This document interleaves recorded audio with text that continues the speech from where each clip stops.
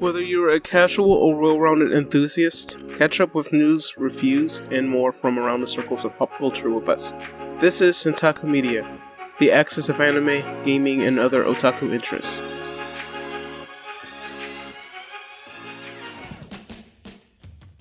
Hey everyone, this is your host Sanjo of the Centaku Media podcast. This is episode 30 of the journal, and with that said, this is the mid-season break until we return at the end of May. So, we have some plans in the meantime for those that want to listen to more of the podcast. Of course, you can listen to our back catalog on whatever platform that you're listening to this on right now. Or you can also, watch or listen to our podcast in the future on YouTube. And yes, we'll have more episodes finally from all the episodes we have up on YouTube. But before we get into that, it is April, beginning of April, and there's a lot to look forward to. And actually, I just realized that, wait, I have to check. I'm getting my days mixed up.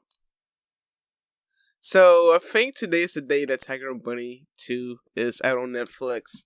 And for some reason, I thought April 8th was on a Monday, but that's actually the 11th. And there's so much going on in April, which is probably a good idea that I put this podcast on a temporary hiatus, or planned temporary hiatus. So, I didn't see it coming, but here we are. So, it's a Tiger and Bunny 2 is out. I'm going to check it out, and you should too. And also, I do have some exciting things to share too. We talked about Final Fantasy XIV's 6.1 coming out, which is a few days away from recording this on April 12th. That's what we talked about, I think, in a previous episode. There was so much about 14 we talked about in the past, pretty much every single episode. But I try to space it out since they're every detail of Final Fantasy XIV is just so much to handle. I just had to space it out every other episode. So last episode we talked about it. 2 episodes before that was when the big reveal was announced that, hey, this is coming, this is happening. So yeah. So after this, it will be a while before we have any more information on the next patches. I know that Hildebrand is coming back for those who have been familiar with the character from previous patches of the game, but I'm not going to go into too much detail. But yes, there's so much happening in April. And also, that said, I do have some other, a shout out to a group of people that helped me get through the last couple of years of this decade, as rocky as it was, or actually I guess from 2019 really. But so if you are looking into going back to conventions, there is one happening at the end of this month, and I believe that is on the 29th of April into May 1st, and that is MetroThamCon. So MetroThamCon is held in Chattanooga, Tennessee, at the convention center. And I know the last couple of years since it's taken a toll on everyone, but we made it through. But I was originally head of security for the con, but I have stepped back due to, it's just having helped cons for a decade with Anime Blast. I figured it was time to just step back and watch from the eyes of an attendee again. And not tomorrow, but next year will be my 20th anniversary of going to cons. And while it doesn't seem like I've been to many cons, I've been a lot. It started going to cons only for one day from 2003 to 2006, and then it was into 2008. I started attending cons for the whole weekend, and then some, if I just can't do the whole weekend. And then with us going back to cons again, I'm kind of carefully planning my days. So do I want to go the whole weekend or just 2 days? So so MetroThamCon is happening though, and this would have been my 12th year volunteering, but it wasn't until 2010 at JumpCon that I helped out, and then Connuga and Anime Blast pretty much for the most part, pretty much from the beginning into the last event that was held in 2016, I believe. And I don't know what the status is for Anime Blast, but we might, like, I can't say anything else if there is anything else happening, but like at this point we're kind of just observing. But with that said, I do not plan on volunteering for cons for the foreseeable future until I catch up with my years, my 20s, in my 20s, in my 30s, going back to basics like cosplaying and stuff. And I do have a cosplay plan for MomoCon, but we'll talk about that later. But yes, MetroThamCon though, I would recommend you checking it out, especially if you are a multi-fandom fan. So there's like a lot to look forward to, and it's an 80s themed event, so be sure to check them out. And also with cons said, there are some more cons. So MomoCon is happening, and they've announced a full roster of guests. I think they brought some guests back from 2020, but they have new guests as well. I think Saber Spark will be there, and Jax Blade. They're both YouTubers. And Sak Aguilar, who he's the voice of a character in Genshin Impact. I know I've played Genshin Impact, but I don't remember the character. I haven't gotten that far. I think he's done like a handful of lines for the Geo Traveler, but he does do a voice of a character, I believe. And then he's a voice of Sanjo from Demon Slayer. So yes, he'll be at the con. But yeah, just be sure to check them out as well. It's a huge con in Atlanta. It's Memorial Day weekend, which is at the last weekend of May 26th through the 29th. So it's a 4-day con now, so keep that in mind. But yes, I am going to go to MomoCon, and I am going to cosplay. I don't know what though, but it might be, may not be on the way. Might be hopefully another week or two before it gets here. I can't wait. But yes, I'm wanting to get back into cosplaying again because it was so much fun a decade ago. Because I cosplayed as Auron from Final Fantasy X at my first MTAC, which was the year it flooded Nashville, or SwimTAC as a lot of people call it. So yeah, I'm really looking forward to getting back into the swing of things and not feeling left out. Because I'm like, well, I'll just go by myself, and then after the fact, I'm like, dang, I could have had a cosplay. But that is something I have to get used to again, as far as, weighing my cosplay options and also getting the costume there to the con, especially if you're coming by train. But no, I think we've worked things out. But anyway, that's enough of my personal stuff. But yeah, so a few announcements just before we get on to our pre-season, post-season, or rather mid-season finale, if I can find the right words. So yes, finally, all the remaining episodes of Season 1 has been uploaded to YouTube, but it's not published yet. So I'm putting the finishing touches on it, like updating descriptions and all that good stuff. And my plan is to try to get it out on this release day. So if you listen to this on a day this episode's uploaded, then it might be on there already on the YouTube channel. But on the 14th of April, whenever this episode is released, I might just go ahead and do it, even if I get this episode out probably next Thursday, on the if it's late. That is, so April 13th, which is Wednesday, we're going to upload the remaining episodes of Season 1 on the YouTube channel. You can watch episodes 1 through 7 right now if you go to youtube.com/Centaku-chan. On the 14th, we will upload all of Season 2. Actually, no, hold on, how did I have this? Okay, no, we'll upload half of Season 2 on April 14th, which is on Thursday, and the second half of Season 2 on the 15th. Now, on the 18th of May, we are going to upload all the episodes that we have so far of the Season 3 on YouTube as well. So, that will provide an alternative, avenue to listen to our podcast. I know appearing podcasts on YouTube is getting popular, and I think YouTube is looking into incentives of making that a possibility of, people providing their podcast to YouTube. So I'm really looking forward to that, and I hope to get more listeners that way. But even, if you like listening to podcasts on Spotify, that gives you another option anyway, for convenience, for whatever reason. So I'm looking forward to having our show out on YouTube. But I think I'm trying to figure out what would be easier for me, productivity-wise, or production-wise, rather, to get the current season episodes out. So there might be a week delay on the episode. So like if I release the episode on a comeback day, May 24th, or May 25th. So when we upload our episode 31, our mid-season premiere, that episode won't be out until the 1st of June.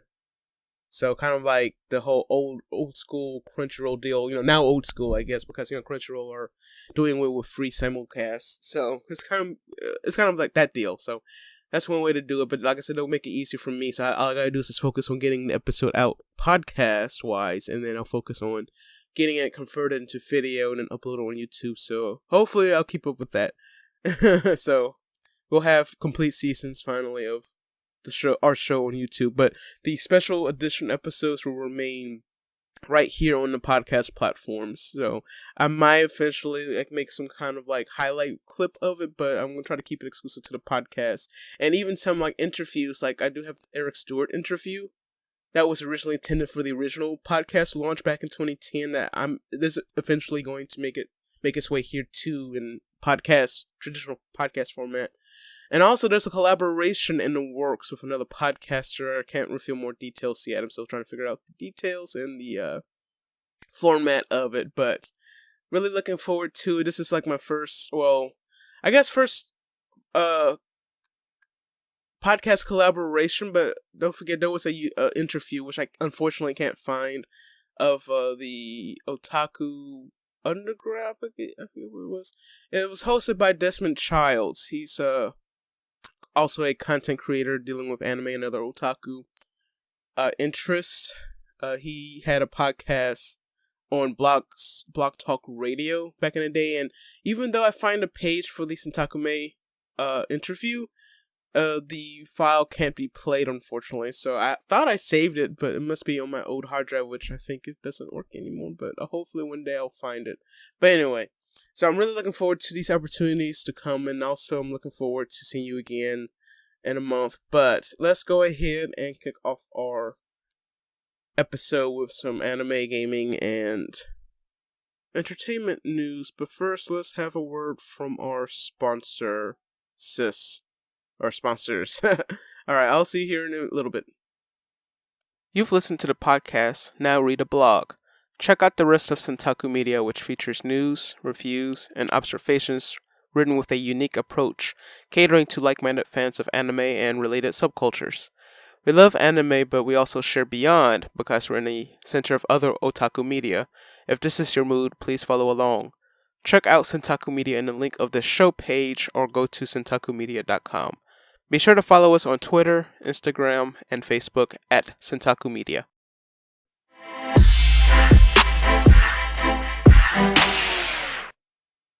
Welcome back to our show, and we are going to talk about anime news. And as usual, we have a 3 for 3 deal, maybe 4 depending on how outrageous it is. But just a little announcement that I forgot to talk about in the first part, and it does kind of tie in with anime news as far as our community is concerned. We do have a Discord server, which I always plug at every opportunity, like right now. But we do have an anime channel for whatever anime you want to talk about. But we recently implemented fandom channels as well, or rather, if you sign up for our server, which is centakumedia.com/discord, that's our shortcut to the Discord invite code, which is all gobbledygook text and numbers, but that's the easiest way to get there from just from speaking it. But we have a channel called Fandom Rolls, which lets you choose your favorite fandom based on your reaction to the message that's in the channel. So we have one right now for Dragon Ball. We have one for Final Fantasy XIV, and we have one for Pokemon, but in particular, we have one for Gundam as well. So if you want to talk about Gundam, if you want to talk about Dragon Ball, or any of them, all you gotta do is choose your react to your preferred fandoms, and you have access to those channels. So I hope it turns out. I hope it is a success moving forward. We already have a total. Well, if you remove the bots, we have a total of 15 members on the server, and there's not much activity there, but you can help us get things going, make the place hopping by going to our server, which is centakumedia.com/discord. And with that said, oh yeah, one more thing. So we do have a new channel called Renbot, which is a Guess That Anime game. So if you're familiar with that bot, we have one on our server too. So if you want to kill some time in our server, then that's also an option too. We're going to add some more interactive stuff to the server as well. I'm trying not to overdo it as this is a one-person operation, but I am looking for staff as this is a non-paying opportunity, just so you know. But if you want to help out, feel free to hit me up at our contact form on centakumedia.com, or you can hit up a social message or social network DM deal, anyway. I'm rambling, so let's go on. So I was going to talk about Gundam, which we do have the fandom channel for. So Gundam in particular, which is our first story of the anime segment. So when we talk about Gundam, we're going to talk about that new long-awaited series they've been hinting at for like a year now, I think, almost a year. And of course, you know how Sunrise, back a few episodes ago, that they were going to change their name to reflect Bandai Namco as a whole. So they're no longer Sunrise, so now we're going to call them Bandai Namco. And I believe the change was official at the beginning of April, I believe. So yes, I don't see Sunrise anywhere in here. So of course, we're going to refer to them as Bandai Namco moving forward. So with that said, they revealed new information in a teaser trailer about the upcoming anime Mobile Suit Gundam, The Witch from Mercury. So we were teased details about this at least a year ago. I don't remember exactly what time, but all we got was a white background and the text of the logo, text and logo of the series. And now we have more information, like we have a mobile suit now and a character, a protagonist. And this is actually a first, I believe. It's not a rare occurrence within the Gundam franchise that the main character is actually a female protagonist. And the Gundam, let's see, do we have the name of the character? I don't think so. Well, let's see. Anyway, the name of the mobile suit is called Gundam Aerial. And of course, if you go to the Siliconero link in our show notes, you can see the full details of it. The girl is doing the iconic looking up, glancing up ahead with her back turned, looking up, kind of that deal. So, pretty much almost every Gundam series, I think, has that kind of, that kind of poster, that kind of a trope, where the would-be pilot is a badass in disguise. But the prologue will appear sometime in summer of 2022. And it says that, apparently the mobile suit, the Gundams that appear in the prologue, you can see them right now on the official website. And so the teaser trailer reveals the initial look of the protagonist and the new Gundam Aerial, but also provided a glimpse of the art style of the anime, which is not bad from far away. But I guess if you watch enough of it, it might be, not bad. I think it's gonna be better than the Gundam Age, the last Gundam series we have, and we do have a new Gundam series that's an Iron-Blooded Orphan Universe. I had to get my hands on that story. I didn't get it in time before talking about it, but I had to squeeze that in somehow. But there's also a score from the soundtrack that plays during the trailer as well. But yes, as far as I know, we don't have any more details about the character. Unless maybe I missed something, but it said that Bandai Namco will make the newly revealed Gundam Aerial and the two prologue Gundams into Gunpla, and the other two Gundams, which is the Gundam Elfrith and Bigorbu, I hope I pronounced that one right, they'll be available to obtain as Gunpla kits, and of course there'll be more information to consumers of when they'll be able to purchase these kits and how much they'll cost.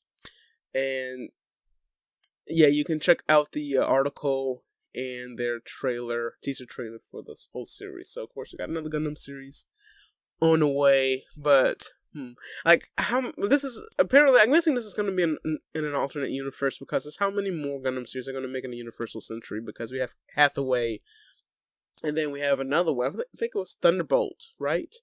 Gundam Thunderbolt, and then we have that movie we talked about in the last episode, which is the basically it's a retelling of that one episode that Yoshiyuki Tomino didn't want us to see again, but they made it into a manga, which now the manga is turning into a movie. So yeah, I mean that's already there, but like as far as anything new is concerned, is how much more can they squeeze out from the Universal Century?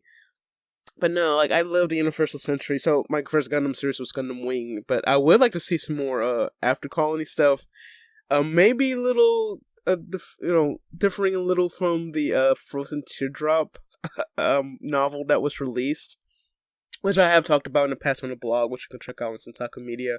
And you know what? I'm gonna post it as a a recommended reading in the show notes as well. So yes, I did talk about Frozen Teardrop, although it was back several years ago, right before the rebranding into Centaku Media. So it was, from Centaku Media to Centaku Media, but it's on Centaku Media for archival purposes as well. So yeah, I don't know, but yes, will they make an anime of Frozen Teardrop? If they do, they better make it better than the novel, because it was the translation I found was kind of. Like the person translating it didn't even want to be a part of it, you can tell. But yeah, so that's it for Gundam the Witch from Mercury news. And we're gonna talk about a series here that is I guess the third longest running Shonen Jump series, at least in the mainstream. And they're getting an interesting flavor of energy drink. And that show, or series, depending on how you see it, is Naruto. And the energy drink company G Fuel, which you probably seen a lot of ads for, and a lot of streamers on Twitch are sponsored by them. They announced that they're making an unorthodox drink flavor, and they say another one too. And this was announced on April 1st, which makes you think it's an April Fool's joke, but apparently this is real because they did one for another weird flavor on a previous April Fool's Day announcement. But with Naruto, the flavor is going to be the Naruto Miso Ramen flavor. And I'm like, what? Miso Ramen, okay. But apparently there's going to be a collector's box as well with the powder and shaker. But there's a waitlist for it, but with no exact release date yet.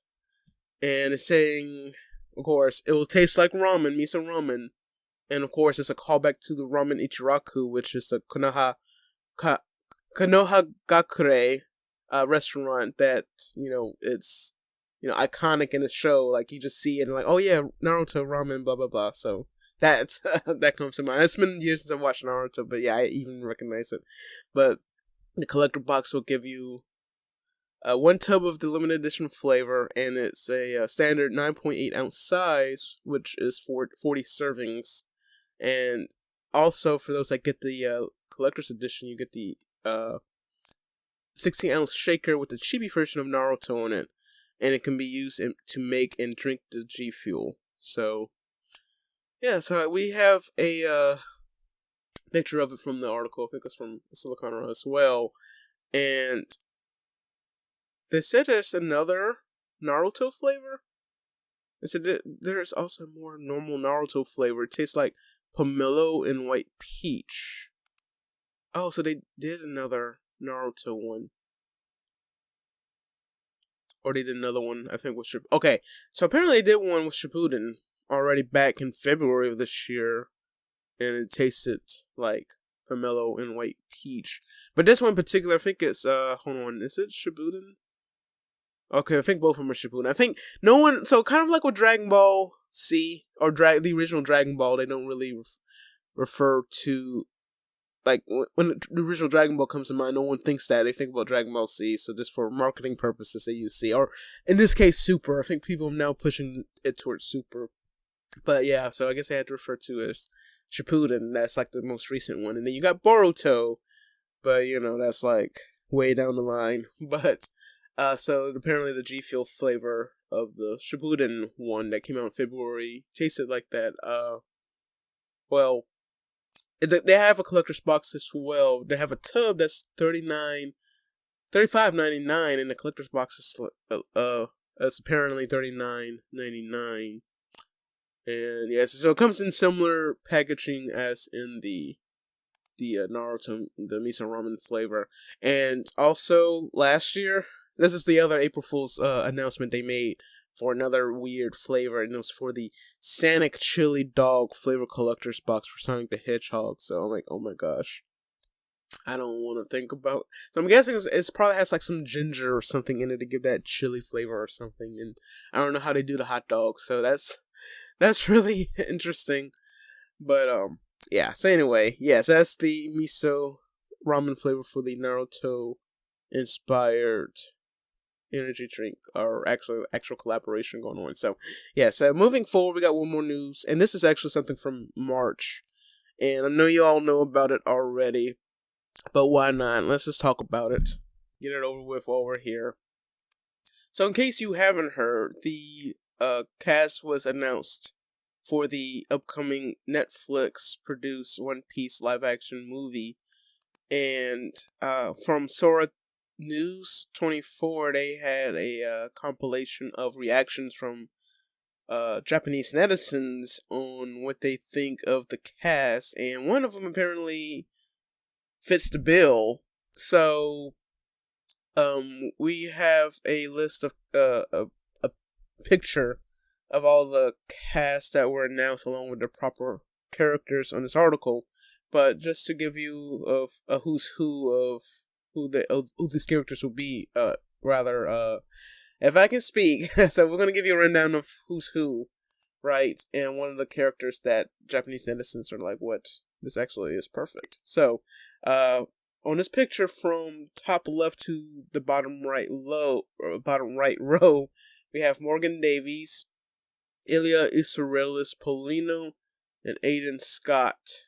And we have Jeff Ward, McKinley Belcher, and Vincent Reagan. Now, they are going to play, from the order I just mentioned, the actors.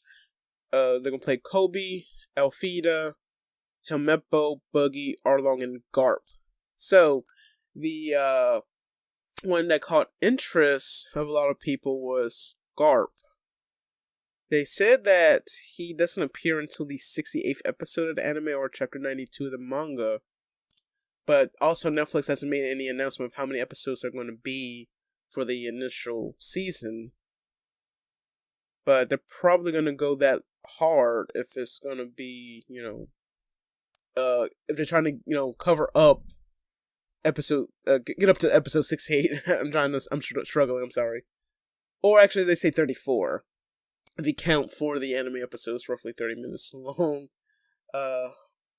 But they also commented on the actors of all 6 actors so far. They say that Alfida's actress looks totally Alfida-like. Garp is so spot on, it's like the animated design is based on the actor.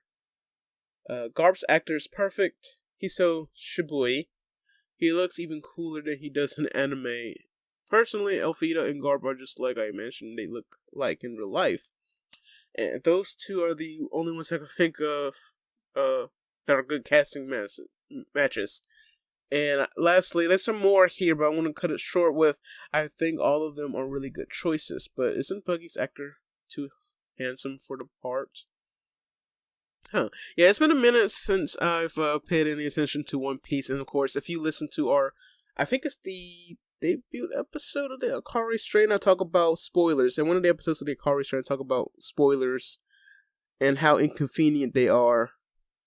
But no, that was actually the first episode. No, the episode in question that I'm talking about are how long is too long of an anime series. So that's one episode you can check out where I talk about One Piece. And I also calculate exactly how long it would take me to catch up with the current length of episodes. And also, something I forgot to, I don't know if I mentioned this in the previous episode as a breaking news story, but Toei Animation was hacked about a month or 2 ago. So, and a result, a lot of, projects at Toei Animation got delayed. So, as a result, the new Dragon Ball Super movie that's coming out, Superhero, has been delayed for, I guess, by a few months or so. And also, the One Piece anime was also delayed as well. So, I think it came back on the air recently. with 1014, episode 1014. But before episode 1000 even hit, I think it would take me about 8 months if I watch it like maybe 4 hours a day or something, without stopping. Yeah, it would take me about 8 months to catch up if I got to like episode 990 or something like that, just as a baseline, a ballpark rather. But yeah, so yeah, anyway, if you enjoy One Piece, I don't know, like, there's something about anime, live action adaptations people don't like. I think it's getting better, but people still despise the idea of it, so I don't know. Anyway, that is it for anime news, and we are going to move on to the gaming news segment. Alright, so we're going to kick off our gaming news segment, but I have to apologize, and I think I got my episodes mixed up, so it's concerning Final Fantasy XIV, and in the intro I said that I believe that we were done talking about the next patch. I think we had talked about it in a previous episode, but that's not accurate.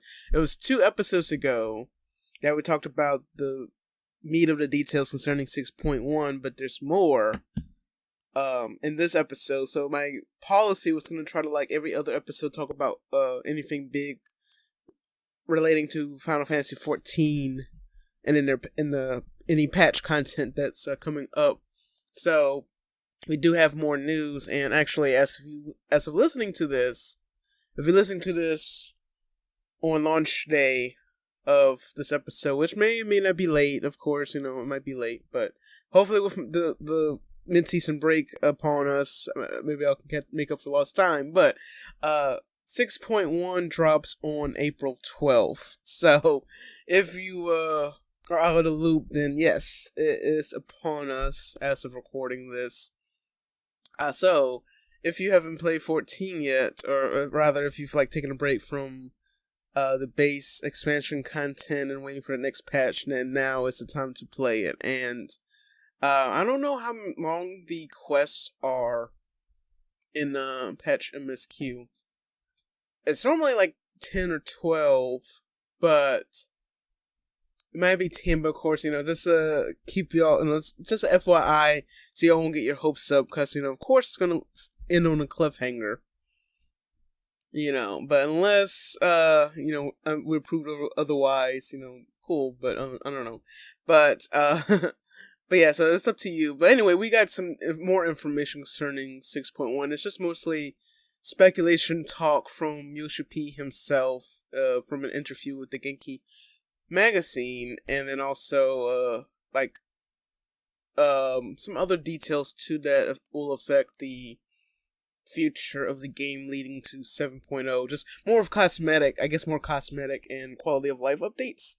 So we'll start with the snippet from the interview from the Genki magazine, and this concerns new characters that will appear in patch 6.1. He said that, however, while new characters will be introduced to the player characters, this doesn't mean that fan favorites will simply disappear. Yoshida mentioned that it would be impossible to sever the bonds created with the science and other characters forged throughout the story. That said, Final Fantasy XIV players can expect to see new characters once patch 6.1 arrives. But specifically, he said that the new characters will appear, but that's all I really can say for now. However, we are simply not just adding new characters for the sake of furthering the story. I don't believe that it would be right to think that just because we're entering a new chapter, all the things the Warrior of Light has built up until now would just disappear. It would be impossible to sever the bonds the player has created with these characters throughout the story.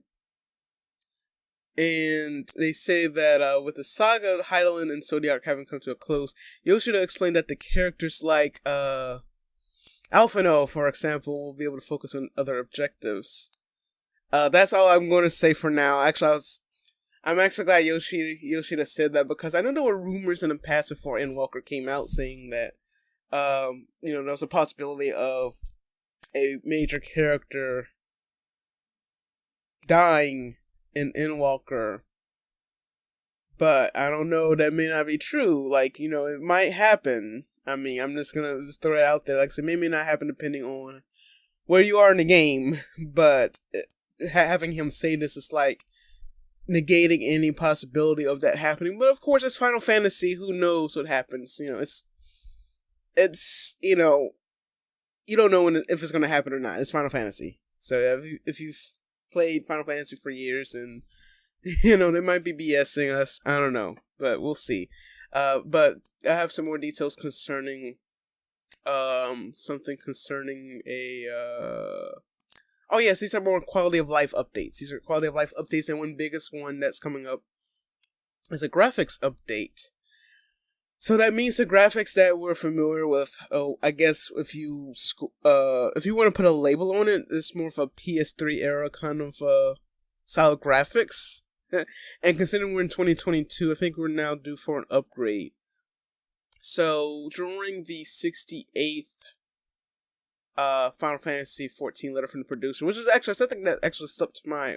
Actually, no, I think I added this, but there wasn't so much to talk about. I had to prioritize some news concerning this because there's just so much to talk about, and I was trying to split it up. It was just what I was saying. I needed, like, every other episode, I need to talk about what's coming up in 14, so that way we can talk about it longer and get ourselves hyped up for whatever next patch is coming out. So, so there's going to be a graphics update, and they do have screenshots of what the characters will look like once the update arrives, but this says that, there's no details yet, but of course it might be when 7.0 drops. They said that the goal. Also, they said that the goal for the next expansion the concept is that their goal basically is to have a solo and multiplayer RPG experience, an advancement as a solo multiplayer RPG experience.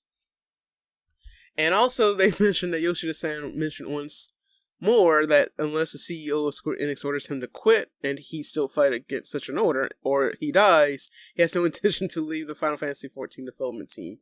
Hey, that's dedication there. But of course, going back to the goal of the graphics update. Actually, hold on, let me see if there's anything. Okay, so yeah, that's kind of littered throughout this article. It is on Twinfinite. That's the website that we got this information on. But of course, besides the graphic design, they said that the biggest push is making it solo friendly for a lot of players, and this I really, really appreciate considering what I've put up with in Final Fantasy XI. And they also mentioned Final Fantasy XI in this article.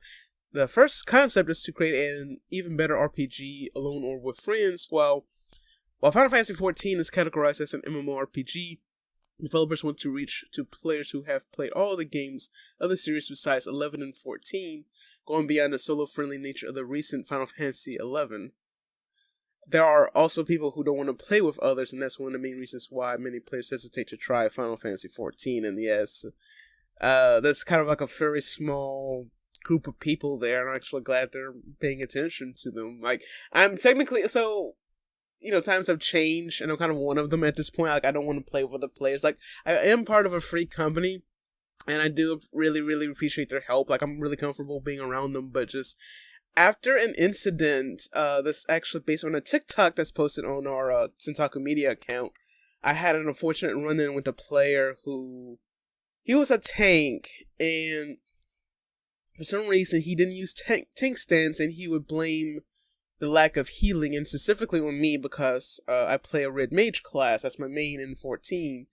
But in the dungeon in particular, before we got to the end, actually on the last stage before you get to the last boss, which was a level 80 dungeon, by the way, in case they were curious, I got removed from the party with the parting words of, "You're trash, healer."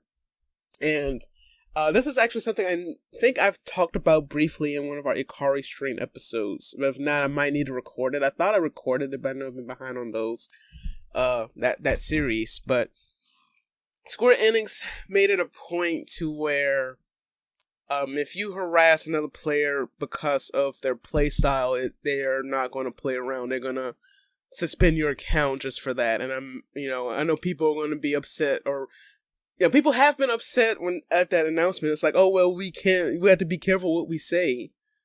So, I mean, I guess it's kind of like a real life situation. When you think about it, when you do say something in real life, chances are, especially with the way you say it, it's going to offend some people. I actually know someone that's like that, unfortunately. At my day job, there's someone I work with, and I've talked about it briefly in like previous episodes, like maybe back in the first season, that just defend, and this person in particular, they don't know how to use their tone of voice and always comes off as sarcastic, but they also don't play nice in general. Just, their work ethic is very questionable anyway. So if they're like that in real life, chances are they're like that in game too. That's usually kind of how it is, But apparently there are also people that like to do that on purpose. But maybe this guy was doing it on purpose just to like prove a point. Maybe it was like a troll, like maybe streaming on Twitch or YouTube or something. But with that said, I did report that incident, and Square Enix said, "Yeah, we're taking it seriously. We're gonna report it, but we can't tell you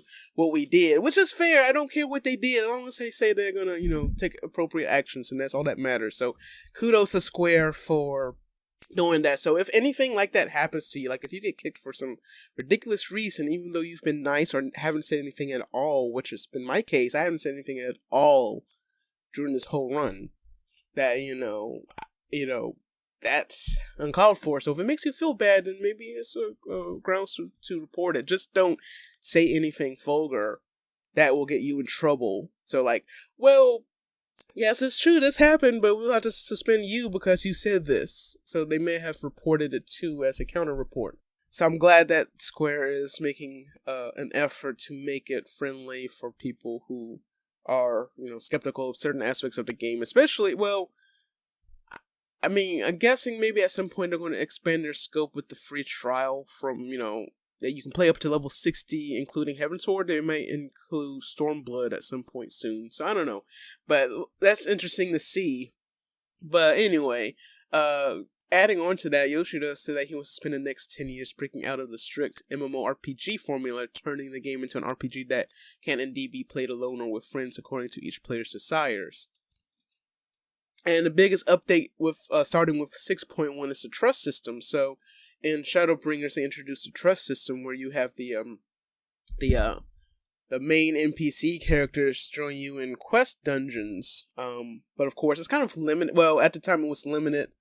But from what it sounds like, they're going to make it improve. Actually, I think in Endwalker they actually made it to where you can, if you wanted to revisit a dungeon, you can actually have that character rejoin you. But in Shadowbringers, it was limited. So, like, if you want to level up a trust NPC, you had to go back to that dungeon and play through it like 4 times in order to get them leveled up to do the next dungeon from the MSQ. So that was I think that was a grind. So I'm glad they are fixing that. But they said that all the quest dungeons, the main quest dungeons, and the full player trials will get trust compatibility between patches 6.1 and 6.5.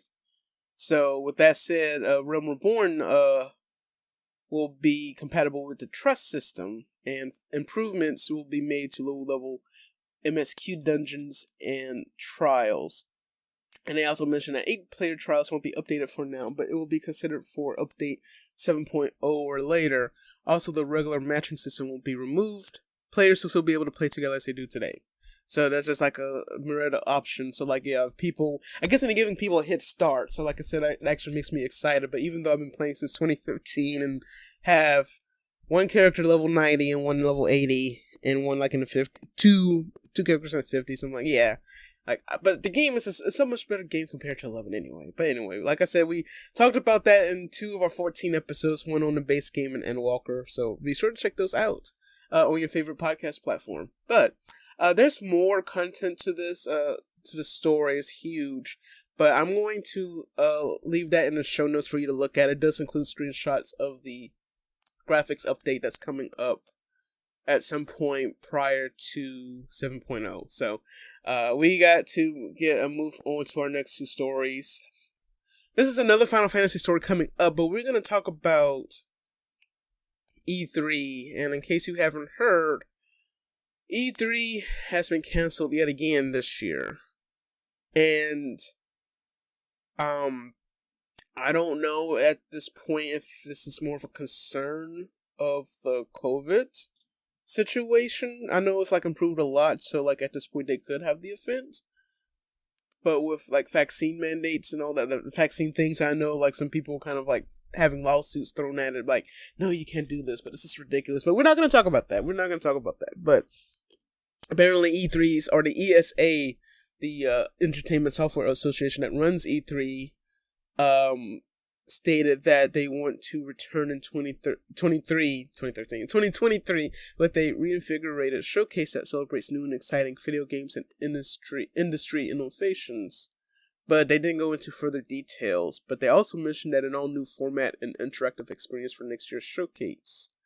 It'll be announced at some point in the future, but apparently there also won't be any digital versions of E3 at all this year too. So no E3 whatsoever in 2022. So that is interesting set of developments there. But I know like even before the pandemic, E3 actually shifted from a closed press event to a public event.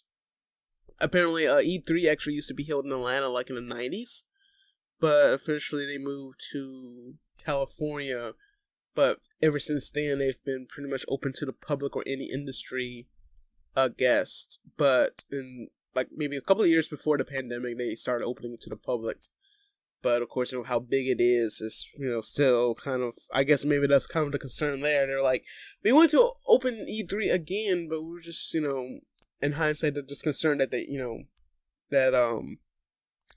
don't want to cause a super spreader event, and then there's probably some other stuff going on too. They probably needed to work on, in most recent years. So I kind of understand that. But of course, this will give developers, gaming companies like Sony or Microsoft or Nintendo their own opportunity to shine. And I wonder, actually, when you mentioned it, I wonder if it has anything to do with, like last year, I think Sony skipped on E3's virtual presentation, and they did their own like special edition State of Play event. And I think Nintendo did a direct, I think. But but I think that's probably maybe some of the issues that they don't want to talk about.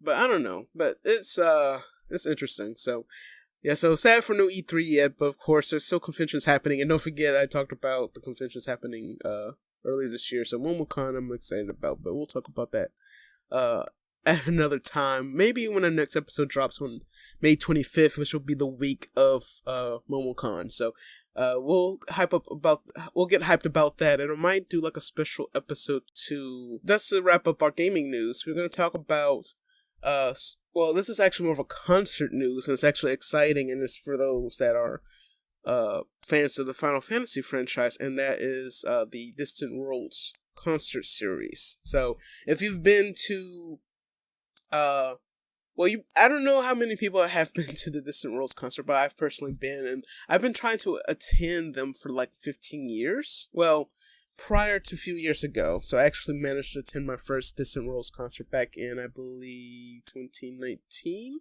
in Nashville. Or was it 2018? But I don't know. But I've been to one, and it was a lot of fun, and I actually would like to go again, and that might happen much sooner than later. So, we are actually going to talk about the upcoming dates, but there's actually more. So this website, Siliconera, they said that the tour will begin. Actually, hold on. Excuse me. So, this is for the 35th anniversary, but I think they're just actually getting a head start on just having the series in general, considering the pandemic. So, yeah, they say 2023, but there's actually one coming much sooner. So if you're in the Atlanta area or planning on going to Atlanta, there's going to be one at the end of June, which is June 24th and 25th. So if you haven't been yet, and if that's in your neck of the woods, then yeah, definitely check it out. And I don't know if it's going to be... Hold on. Actually, no.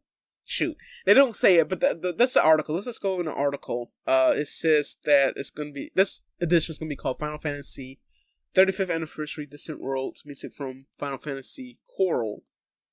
The concert will feature music created by former series composer Nobuo Uematsu, and conductor Arnie Roth will return to lead the orchestra during the scheduled performances. And the tours will take place in Japan, North America, Europe, and other Asian countries. And there will be 20 concerts held throughout the globe, and it will begin on August 6, 2022, and end on March 11, 2023. Although, of course, if you want to get a head start on the concert, again, you can check out Atlanta. But the first tour, of course, begins in Tokyo on August 6th. But for any U.S. dates, we got Chicago on September 10th, Los Angeles on September 24th, Fort Worth on November 12th, Boston November 19th, New York on January 7th. They have 2 dates, by the way, for those. And they also, again, Nashville on January 25th of 2023. And lastly, the last stops will be in Orlando on March 10th and 11th of 2023. So, there you have it. So, if you want to check it out sooner, also, let's see, I think this is going to be on their website, the official Distant Worlds website. And also, if you want to check out the one in Atlanta, there's also the Atlanta Symphony Orchestra too. If you want to check out, if they have any tickets left, you can purchase them from them as well, I believe. So, yes, I've been to the one in Nashville.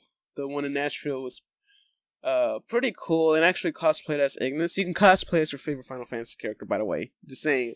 But if I do go back to this one, I might I don't know. I was like, what other character can I cosplay as? I want to maybe do Alice at some point. I don't know.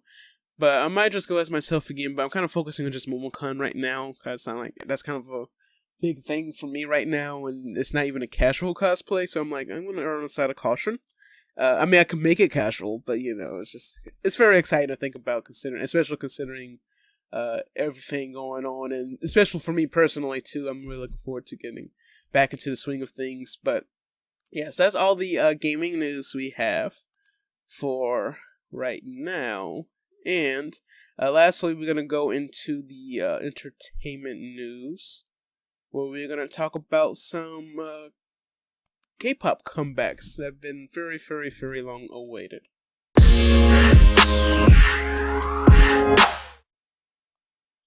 Hey, so we are back with entertainment news, and we are going to talk about a very long-awaited K-pop return of Big Bang. So Big Bang actually made their comeback on April 5th, which was about a week ago, and their title is called Still Life. And of course, as expected, they achieved an all-kill on all of the K-pop charts in Korea. And for those that don't know that concept, that term, all-kill, that means they killed it in the rankings, basically, by obtaining the number 1 spot on the music chart. So, you got Melon, Naver, Genie, Bugs, Mnet, all of the major Korean streaming services and download services in Korea. And also, I think they got their own, I think it's Huntil is the major chart, or the the organization, kind of like Jasrak or the RIAA, I guess, in that regard. And they keep up with that stuff. Although the not the recording industry really, but you got Billboard here in the U.S. So I think that would also account for Billboard too as an all-kill, and YouTube. I think they've expanded over the years as well. Oh yeah, and Spotify. So yeah, Spotify's also in Korea too. I forgot about that. So yes, they killed it as usual. And of course, this is a 4-member group now, because we're not going to talk about Sungri. Yeah, that will be. Actually, that will be for another time, but I will refer you to a review that we've talked about on the blog of the show YG Future Office Strategy, or Future Strategy Office, I think that's what it's called, which featured Sungri, and it was actually hilarious. But now, when you go back and look at it, it's like, were these actually going through the mind of Sungri? Like, was this actually, would he actually do this stuff in real life? But we talk a bit about the controversy a little bit too, just in passing. But like, y'all can just find references for that as well in that review. But we are going to talk about an article that was released prior to the comeback announcement, but this concerns T.O.P. And it's nothing bad, but this is actually more of a.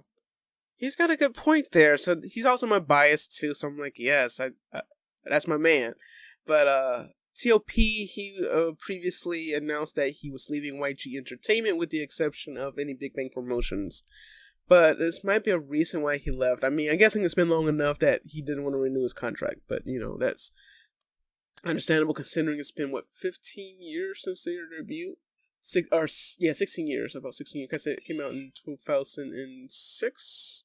Yeah, 2006 was their debut. So the article about T.O.P, he sat down with an interview on the website Prestige Online, where he talked about the hardships he's been through, the impact of art in the future of Big Bang. But he also talked about the industry issues, that we all unfortunately know about, or some people don't know about it, but he is, I guess, making an effort to spread awareness concerning what he's been through. Because of just a little refresher or just something you may not know about, he was embroiled in the controversy about 5 years ago, where he was caught with basically he was caught with the possession of drugs. We're not really caught with possession. I think he would have went to jail, but I don't know if they made I forgot the details of it. But the fact is that he used drugs at some point during his career, or at least like right before his the launch of his career. I think this is maybe when he was still like a trainee.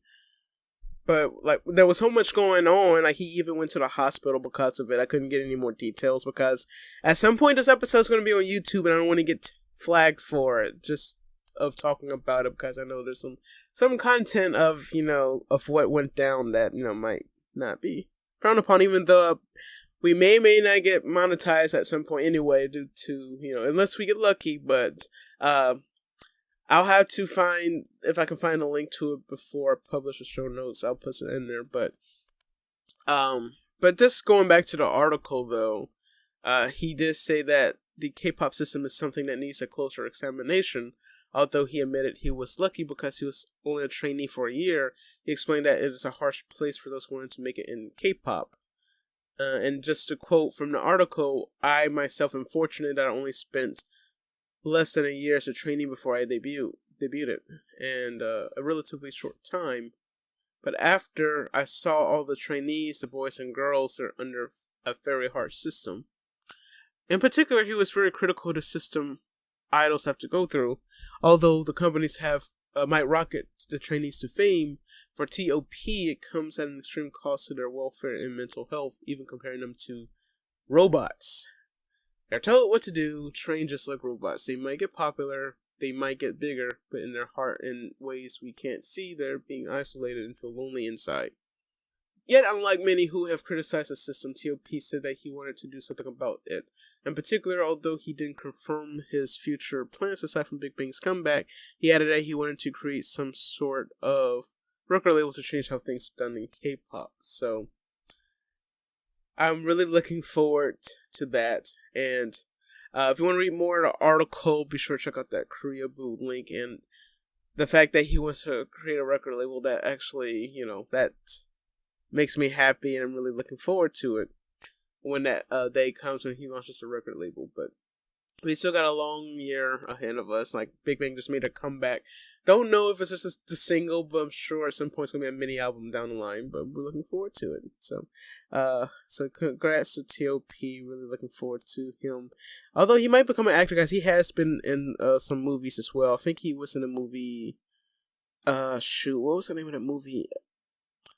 A Commitment. I think that's the name of it. I don't know. I think I've attempted to watch it, but I guess because the genre of it doesn't interest me, and I'm like, I really want to watch this, but it just doesn't interest me. Like, obviously I want to see T.O.P.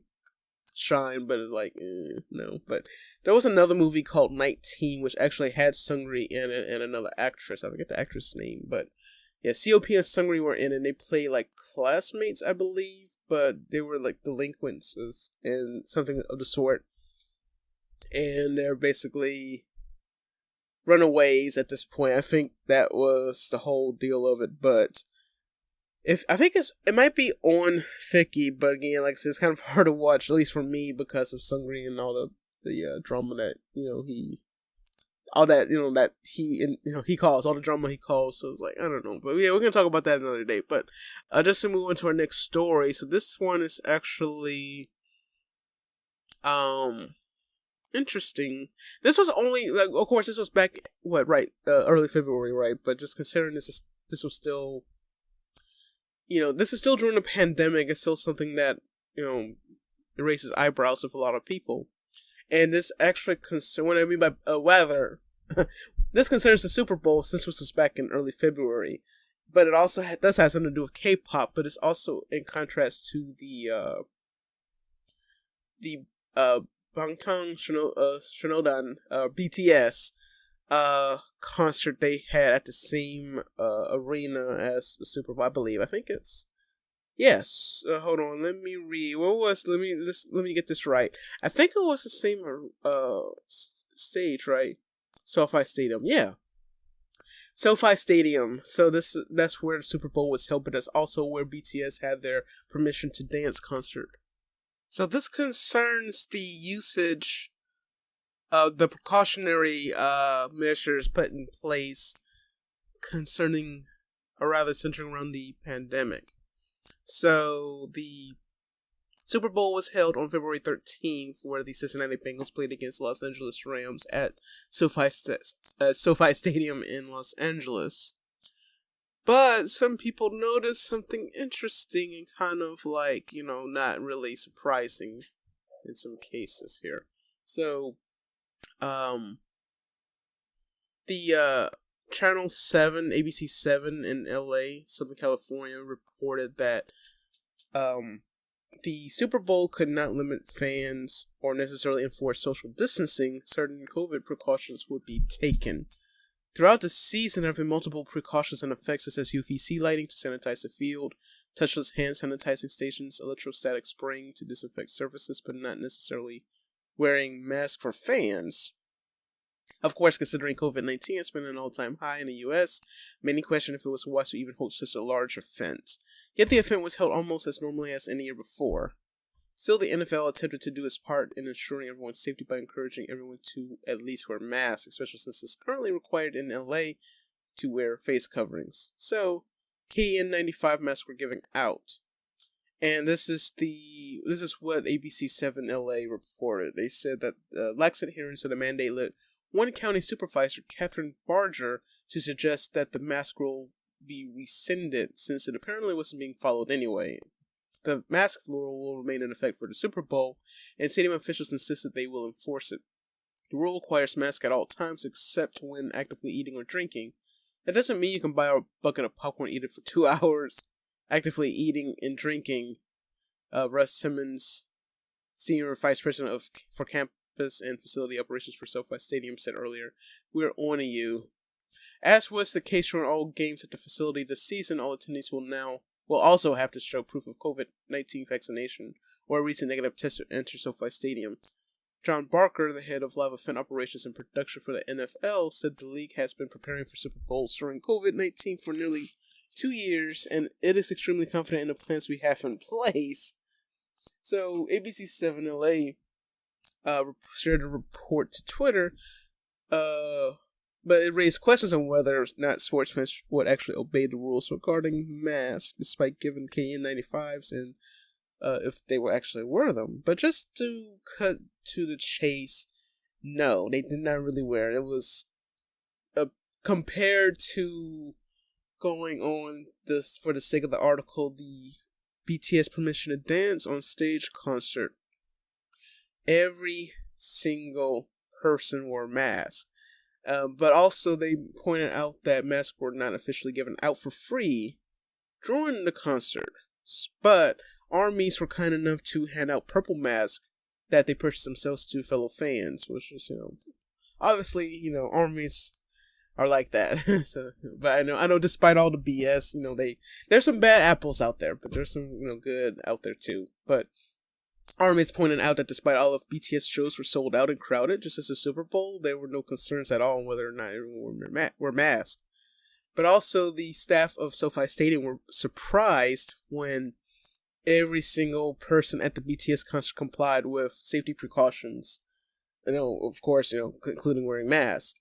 And even one person of the security staff reported that, even told an army that they were the most respectful group they've seen while working. And of course, with football, that's not gonna happen. That's very likely not gonna happen. And they had some tweets too for some select people who were at the concert. At PTDLA, I had a chance to speak with the SoFi manager, and he was astounded. He said that each and every seat on all 4 days had been completely sold out, and yet not once did his staff have to tell anyone to put on their mask. He was so shocked. I told him, that's the BTS army.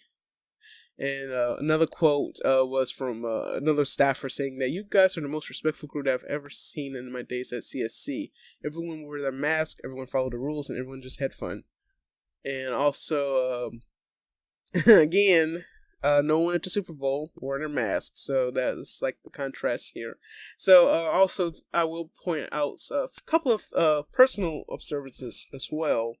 So, so people who actually care about their, I guess, young. I don't want to call out a certain group of people. I know that's like wrong. Like, it could be one thing, but it's something you can't help notice, especially in this situation. So, like, anything that involves, like, stuff like that, like BTS. So, BTS, they have, I guess they have a better view of the world compared to a lot of older people. I know, like I said, it's not all people. And I noticed that this is actually a good, like I said, a good idea from a good thing to talk about from personal experience. So, going back to AWA, so AWA had their first con in a year in 2021. And of course the rule was you have to wear a mask and you have to have a proof of vaccination, right? And that was kind of the case for most of the events pretty much from late last year up until now, right? So also that same weekend of AWA we had the World Series, which was held literally down the road from where AWA is held at Truist Stadium, Truist Park. Yes, the World Series. So of course you know what that means. It was a fight for the fight to the death for parking. So like even they had the Galleria, the Cal Galleria Center, and the Waverly. They had to enforce parking where they couldn't park for the game, but you can park for the con, but also some areas you have to move your car after a certain time. But that's not the point. But the point is that, yes, everyone, I think about 90% of people at AWA wore their mask. There were some people that didn't, but that's on them. I'm sure there was security that told them to put on their mask at some point, but every single person I've seen, talked to, they wore their mask. I even wore my mask, so of course, But, also the point is that with the World Series, there were some people staying at the hotel for the World Series, and you can tell because they were wearing Braves. It was a Braves against the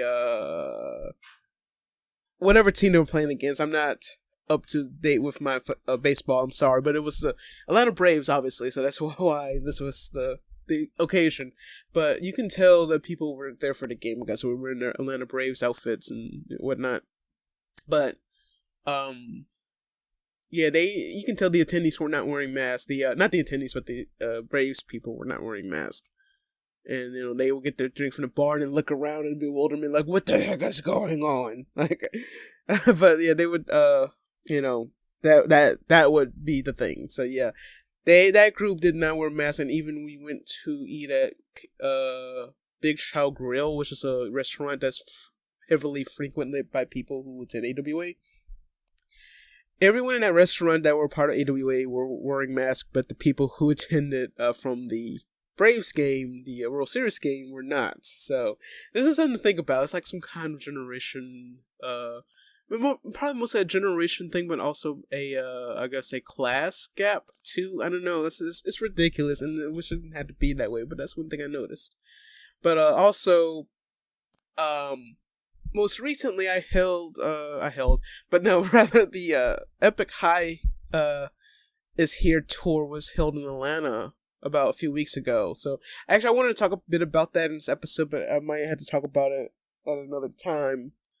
Last story we got here is actually something interesting and not many people know about, and I believe we've talked about like stuff like this before. I think I mentioned, yes, I think it was in this first season of the Centaku Media Journal. I talked about a lot of things like culture wise and why things the way they are. Also, we'll talk about it too a bit on the blog too. Like I've talked about AKB48 on the blog specifically though, but it was about a video too that was published by Evangeline Pang, who is the YouTube channel Ploopy678.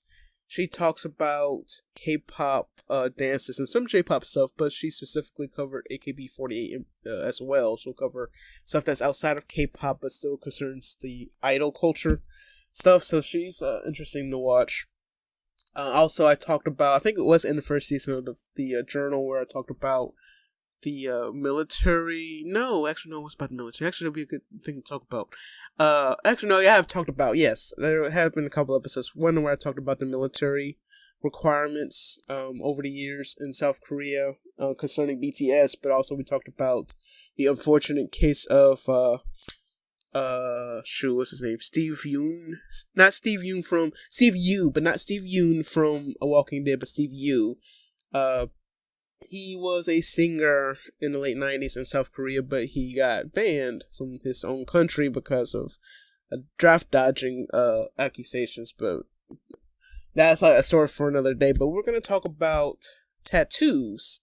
So, you know, this is surprising. Like, if this is the first time you're hearing and this is a surprise, it is. So, it's actually a crime to work on to be a tattoo. Let's just say it's illegal to be a tattoo artist in Korea.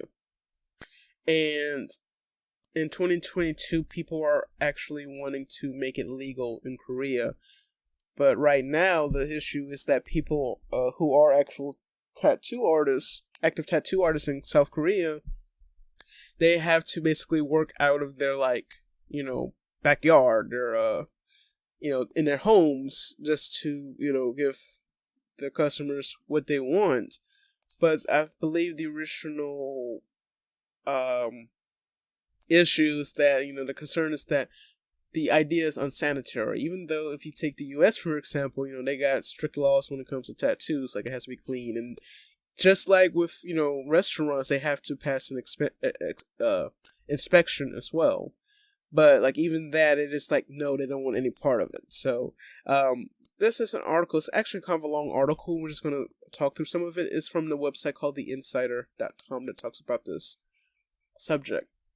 So yes, in South Korea, tattooing is defined as a medical procedure that may only be carried out by doctors, but leaving tattoo artists such as Hongnam to work in the shadows. Hongnam is the person that is in the picture in the article. And they also mentioned that a Korean tattoo artist, Iwol Hongnam, which is, okay, same person, never mind. The same person has inked close to 4,000 people in the last 10 years, many of them who flew into Seoul just to see him. And he also has more than 71,000 artists on Instagram. 371 followers, if I said that correctly. But he's also the most well-known names in the South Korean industry. He's drawn in fans around the world with his intricate creations, which are influenced by traditional Korean art. But of course, it's illegal. And I also mentioned that tattooing itself is not against the law, but it's defined as a medical procedure that may only be carried out by licensed medical professionals. Hongnam, like the 3,000 other tattoo artists registered with the Korea Tattoo Association, is not a doctor, and if they get caught, they face a minimum 2-year prison sentence or a fine up to 1 million won, which is roughly $822. Depending on inflation, it might be like 900 or apparently it was $822 when they did this. But yeah, some artists draw on canvas or even rocks. I happen to draw on skin. Why is that illegal? It's not justified, the 35-year-old told The Insider. He is, however, hopeful that change is on the way especially given the attention that some politicians have bestowed to the issue as of late. In the run-up to the presidential elections, which, recently passed, the ruling party candidate Lee Jae-myung has promised to back bills now pending in parliament to legalize tattooing, and in June, lawmaker Ryu Ho-jong proposed a bill to allow trained tattoo artists to be legally certified. And they also have pictures of her promoting the bill at the National Assembly that went viral when she showed up with erasable tattoos on her back. And the insider talked to several other Korean tattoo artists about the paradox at the core of their profession as they build up social media presences to attract customers behind their workshops and basements to avoid drawing the scrutiny of the law. Among those insiders spoke to, the female tattoo artists described an extra layer of challenges in which they're unable to report instances of sexual misconduct by customers. People have tried to lobby for tattoo legalization for a long time, but it's never been in the spotlight as much as it has in the past year, Gundam said.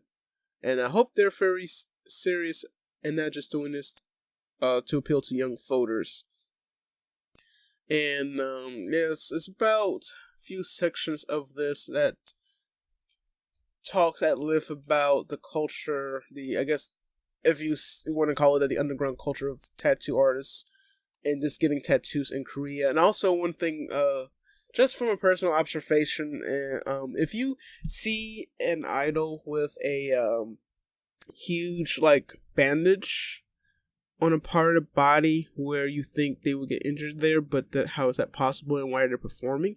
So that is because they have a tattoo in their body, so they have to put a patch on to hide it because, they're going to say, where did he get that from? I mean, I think the idea of it is just, it's going to raise eyebrows anyway, but I'm guessing just to, I don't know, for whatever reason they have to censor it. Or maybe it's the law of these, if it's on TV, chances are it's probably going to be a thing where I guess the, SBS, NBC, going to ask, please cover that up. We don't want to draw any unwanted attention, even though it's, going to do no good anyway. So you might as well just legalize it. But I don't know. Korea is just their whole political thing is just interesting. I'm guessing they're still stuck from a little over 30 years ago, because generation things.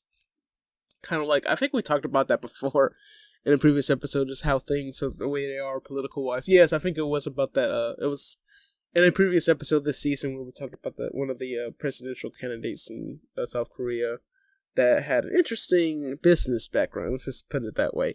But yeah, so tattoos are actually illegal. So now you've learned. So today I learned that tattoos are illegal in Korea, which is something you can say next time you talk about someone about K-pop or in Korean culture in general. So I hope you enjoyed that episode, and this is why we call this Centaku Media, where we talk about not just anime and gaming, but everything else in between, especially K-pop and J-pop. So if that's something you enjoy, especially what I've just talked about, then you are in the right place, and I hope you join us for more content in the future. And this marks our mid-season break, so thank you so much for your patience, and thank you for listening. So far, we are returning on May 25th. Of course, give or take the time of day that we actually launched the episode. But in the meantime, you can follow us on our socials. We're on Twitter, Instagram, and Facebook at Centaku Media. TikTok as well under Centaku Media, but also Centaku channel on our YouTube channel. And as by the time you hear this episode, almost all the episodes of the Centaku Media Journal will be available on the YouTube channel. And season 3, all the episodes so far of this season will be uploaded on May 18th. Fingers crossed. And also, moving forward, we'll have a week delay on new episodes that will be on the channel too. So new episodes will be on the channel too.